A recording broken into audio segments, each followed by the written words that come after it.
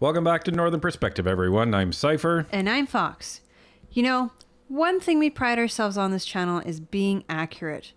But sometimes we are wrong, and when that happens, we try to ensure that we correct it. This is one of those times.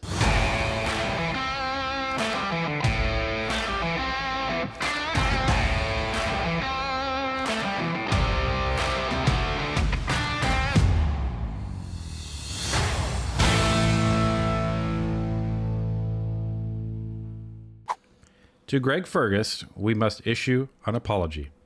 We were wrong. We said that it was a coincidence that he hopped on a plane to attend an event in Washington while you were being called out and asked to resign. We thought you were trying to get out of Dodge, as the saying goes, in order to keep a low profile to let the storm blow over. We were wrong, and we apologize. You didn't go to Washington to keep a low profile. You went there so that you could display the same blatant disregard for your office and responsibilities that you did on the weekend. You will be destroyed! A story dropped in the National Post at around 5 p.m. today that reads, Speaker's impartiality questioned again over comments made in Washington. Already under fire in the House, Greg Fergus raised eyebrows after reminiscing about his time as a young Liberal at an event in the U.S. Capitol. Ottawa.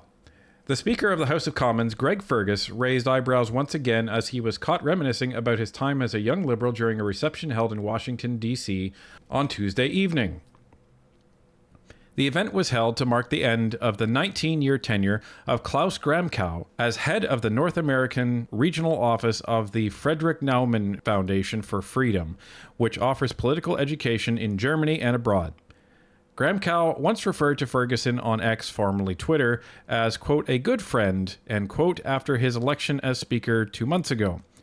Fergus, who is meeting dignitaries in the U.S. Capitol until Wednesday evening, was invited as a guest speaker to pay tribute to Gramkow. A short video clip shared on X by a journalist for a German news outlet shows Fergus cracking up the room by telling the crowd how he wished they were all in the House of Commons before proceeding to share how he came to meet Gramkow as an aspiring politician. How would you wish that you were all in the House of Commons?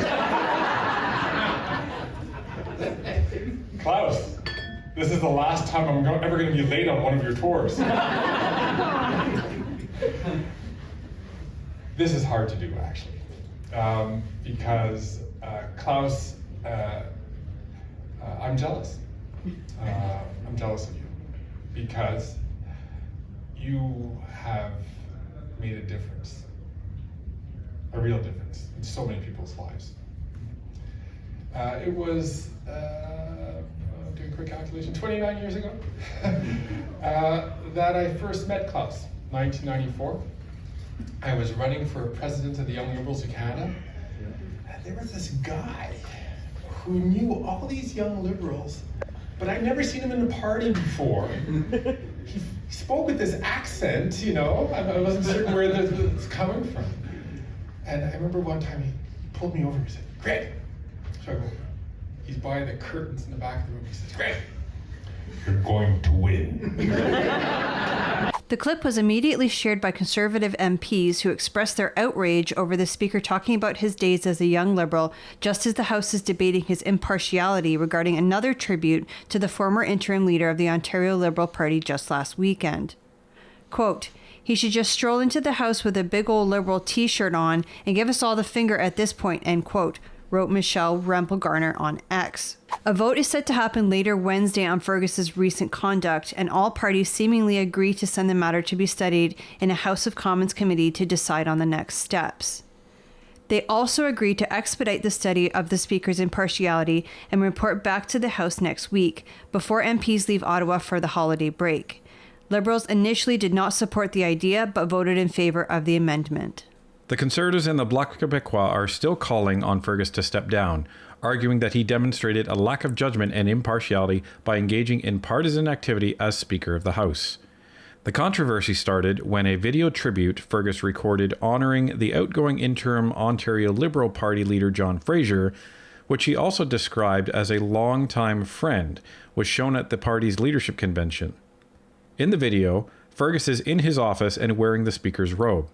Fergus has since apologized, while also saying the video was intended to be for an, quote, intimate gathering, end quote, for Fraser and not to be broadcasted at the convention.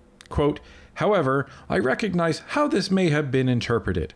I wish to apologize and to reassure members that such an event will not happen again, end quote, he told the House on Monday. Fergus then traveled to Washington, D.C. for his first official visit as Speaker of the House of Commons to meet dignitaries, including former U.S. Speakers Nancy Pelosi and Kevin McCarthy, members of the Congressional Black Caucus, and the Canada-U.S. Parliamentary Group. So it'll never happen again, eh, Greg? Ever? You couldn't even wait a week. So this is the important thing, everybody.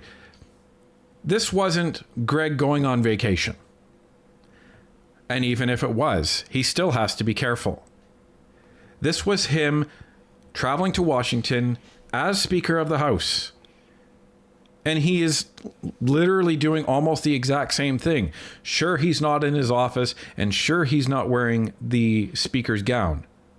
However, he is still Speaker of the House, and he is there as the Speaker of the House.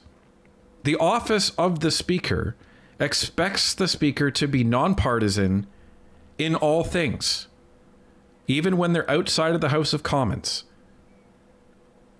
Why else do they get all of these benefits?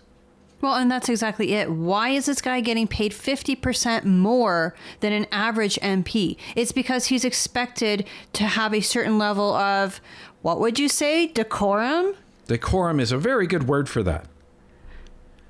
And it's obvious he can't help himself. And this is the problem. And the other problem is, instead of saying, you know what, I really messed this up. I should not have recorded that video greeting in my robes in my office because I am supposed to be nonpartisan. He should have stepped down. I said it yesterday. An honorable man should have stepped down. But he didn't. He went to Washington and is doing something extremely similar. Yeah. I don't even know how you can say it's really that much different other than the fact that he's in a different country. And he's not wearing his speaker's robes this time. Right.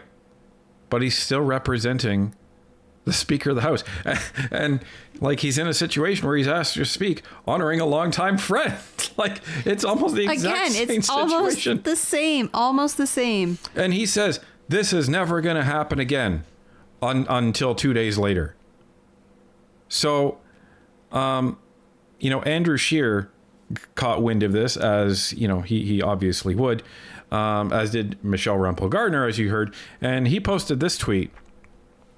The number one job of the Speaker is to be nonpartisan. Greg Fergus broke this rule. His highly partisan actions led to an unprecedented ruling today.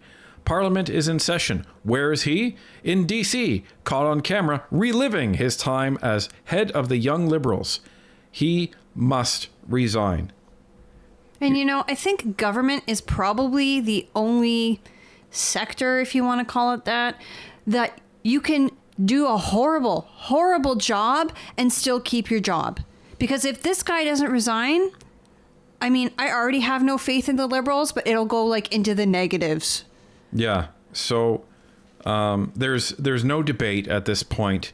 The only recommendation that could come out of the Proc committee is that he has to resign, because this has to be included in their deliberation. And the fact that he apologized and then did it literally 2 days later is just, it's inexcusable. This man cannot do the job of an impartial speaker. Therefore, he should not be sitting in that seat.